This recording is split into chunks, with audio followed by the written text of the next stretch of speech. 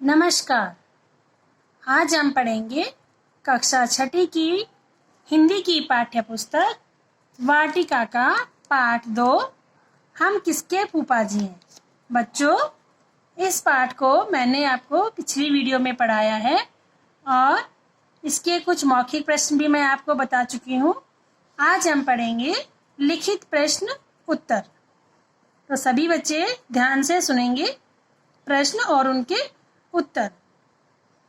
तो चलिए देखते हैं पहला प्रश्न है, राम बुझावन सिंह ने खाने का कौन कौन सा सामान रखने को कहा। राम बुझावन सिंह ने खाने का कौन कौन सा सामान रखने को कहा। इसका उत्तर है, राम बुझावन सिंह ने खाने के लिए पुआ, मालपुआ, पूरी, 2 तरह की सब्जी, अचार, चटनी, खजूर, चूड़ा, मीठा मकई एवं चना का भूजा जरूर रख देना, यानी ये सब सामान रखने के लिए कहा। अगला प्रश्न है, पत्नी ने ऐसा क्या कह दिया कि राम बुझावन सिंह गुस्से से उबल पड़े।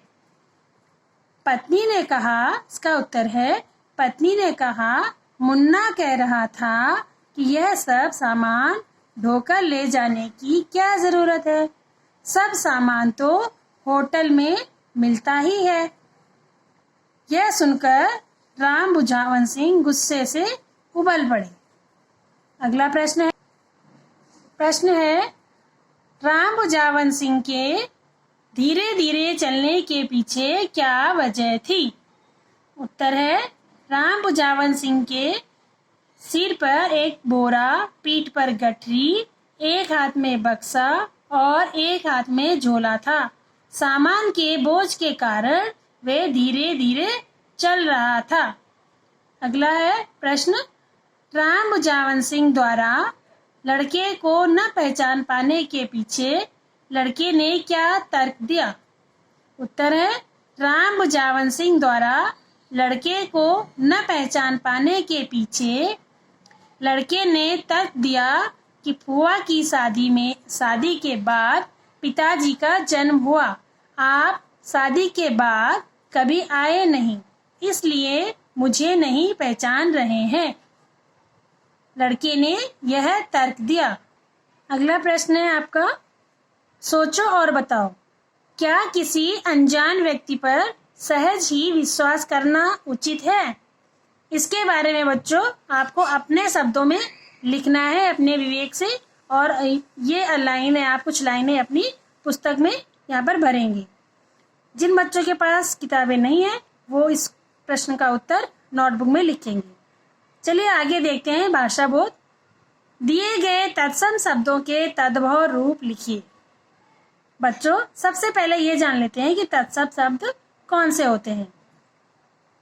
हिंदी में प्रयुक्त संस्कृत भाषा के शब्द तत्सम कहलाते हैं। जब संस्कृत भाषा के शब्द परिवर्तित होकर हिंदी में प्रयुक्त होते हैं तब तद्भव कहलाते हैं। इसको हम दूसरी प्रकार से भी समझते हैं, वे शब्द जो संस्कृत भाषा से लिए जाते हैं और ज्यों के त्यों हिंदी भाषा में प्रयोग किए जाते हैं वे तत्सम शब्द होते हैं, और उनमें थोड़ा सा परिवर्तन करके हम हिंदी भाषा में प्रयोग करते हैं तो उसे हम तद्भव शब्द कहते हैं। जैसे एक उदाहरण बताती हूँ, जैसे अग्नि शब्द तत्सम शब्द है और हम अग्नि को ही आग कहते हैं, तो आग शब्द जो है वो तद्भव शब्द है। उसी प्रकार से आपको यहाँ पर कुछ शब्द दिए हुए हैं, इनके आपको तद्भव रूप लिखने हैं। एक मैंने लिख लिया है, आश्चर्य का तद्भव रूप अचरज, क्रोध का तद्भव है गुस्सा। बाकी भी आपको स्वयं करने हैं। प्रश्न नंबर दूसरा है, दिए गए तद्भव शब्दों के तत्सम रूप लिखिए। अब यहाँ पर तद्भव शब्द लिखे हुए हैं, इनके आपको तत्सम रूप लिखने हैं। जैसे है गांव का मैंने लिखा है ग्राम, तत्सम शब्द है। ऐसे ही ख है दिन का तत्सम शब्द है दिवस। इसी प्रकार से आपको घर, हाथ, रोना और नए का तत्सम रूप लिखना है। अगला प्रश्न है बच्चों, दिए गए शब्दों में से छांटकर देशज और विदेशज अलग अलग कीजिए। यहाँ पर शब्द दिए हुए हैं, उसमें से आपने देशज शब्द अलग लिखने हैं और विदेशज शब्द अलग लिखने हैं। देशज शब्द वे होते हैं जो अपनी हिंदी भाषा से लिए होते हैं या अपने देश की क्षेत्रीय भाषाओं से लिए होते हैं, वे देशज शब्द होते हैं। और विदेशी भाषा से लिए हुए शब्द विदेशज शब्द होते हैं। तो आपको वो यहाँ पर अलग अलग करके लिखने हैं। अगला प्रश्न, अरे वह कोई ठग होगा, तुम्हारे साले का लड़का वड़का नहीं। इस वाक्य में लड़का शब्द सार्थक है और वड़का शब्द निरर्थक है। ऐसे ही सार्थक और निरर्थक शब्दों से युक्त 4 वाक्य बनाइए। अक्सर हम एक शब्द के साथ दूसरा शब्द जरूर जोड़ते हैं, जैसे पानी वानी, खाना वाना। तो इस प्रकार के आपको यहाँ पर शब्द लिखने हैं और उनसे वाक्य बनाने हैं।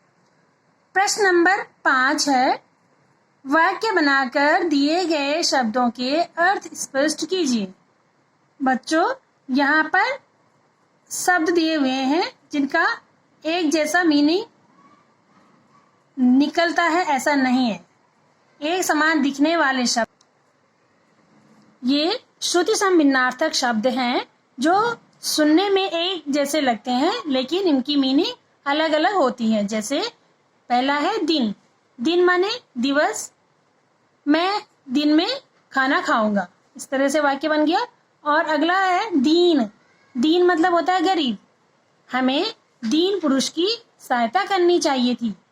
इस प्रकार से दोनों शब्दों के अलग अलग अर्थ निकल रहे हैं। आपको ये सभी काम होमवर्क में करना है, आपको ये सभी वाक्य होमवर्क में करने हैं, अपनी बुक में फिल करने हैं। तो ये आपका पाठ 2 हम किसके फूफा जी हैं यहीं समाप्त होता है। अगले पाठ के साथ फिर मैं प्रस्तुत होंगी, तब तक के लिए धन्यवाद।